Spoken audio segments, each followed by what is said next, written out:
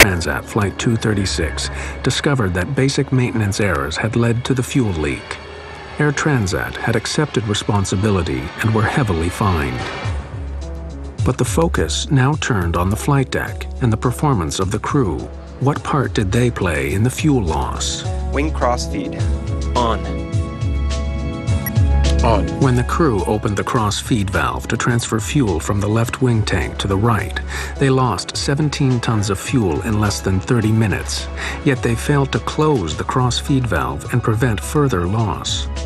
We have lost both engines due to fuel starvation. We are gliding now.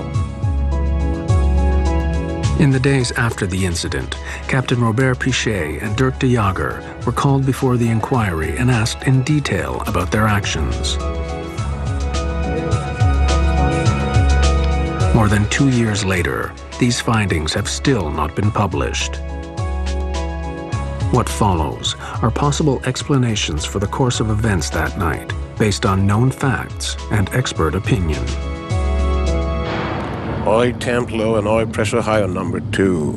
The warnings of high oil pressure and low oil temperature from the number 2 engine on the right wing would not have led the pilots to suspect there was already a major fuel leak.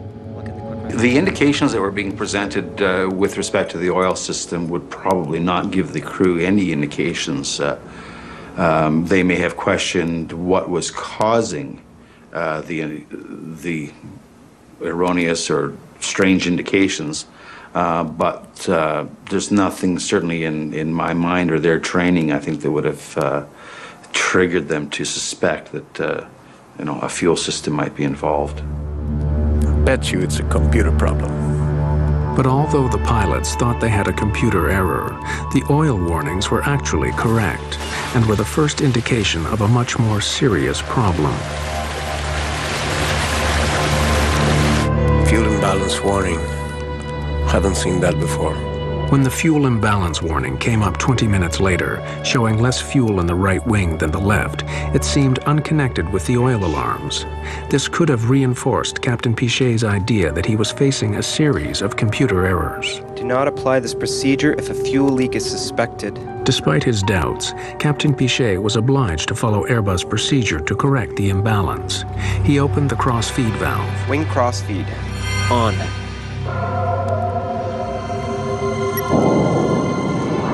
But was following the checklist enough? You just can't idly flip switches in response to commands from the computers and anticipate that all will be well at the end of it. Once the checklist is complete, we can sit there fat, dumb, and happy. That's not the case at all. You got to keep second guessing it. Is that right? Did we do the right checklist? Have we got the results that we need? Once the pilots calculated the high rate of fuel loss, they should have suspected a fuel leak. Transat 236 Heavy declaring fuel emergency. By the time they had confirmed the leak, their options were severely limited. Now they had a choice. Do I close the crossfeed and see what happens, or do I leave the crossfeed open as the fuel imbalance checklist has dictated, and maybe the situation will correct itself? The crew wasn't really sure. Captain Pichet believed for a long time that he was facing a computer error. It was only when the engine stopped that he had to accept the fuel leak was genuine. The technological complexity of modern aircraft can help to make them safer and more reliable, but it can also lead to problems that nearly brought catastrophe to Air Transat 236. Discrepancies in replacement parts led to a fuel leak. Distrust of computers led the crew to misread the situation. These errors have huge implications. Only because air traffic control initially sent the plane 60 miles south to avoid congestion was it close enough to the Azores when the crisis struck. Otherwise, it would have had to ditch in the ocean. The Portuguese investigation remains unpublished. Airbus blames the pilots for mishandling the fuel leak. Robert Pichet and Dirk de Jager continue to fly with Air Transat. In August 2002, they received one of the highest honors of the Airline Pilots Association for the longest glide ever accomplished in a passenger airliner. After the accident, Airbus modified its checklist in the event of fuel imbalance. From now on, the computer checks all fuel levels on board against the flight plan. It now gives a clear warning if more fuel is being lost than the engines can consume.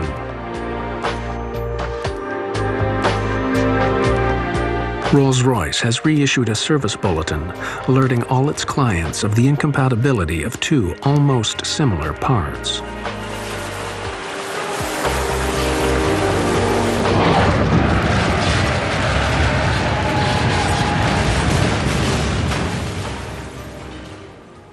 Whatever the circumstances are, the pressure that he was under is tremendous. He got that plane down safely, only blew out 8 of the 12 tires, and saved 300 people.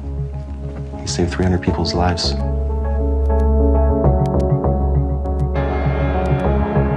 Captain Piché saved our lives, and whether or not he made an error, or if there was a failure of a computer, it doesn't really matter because we're alive.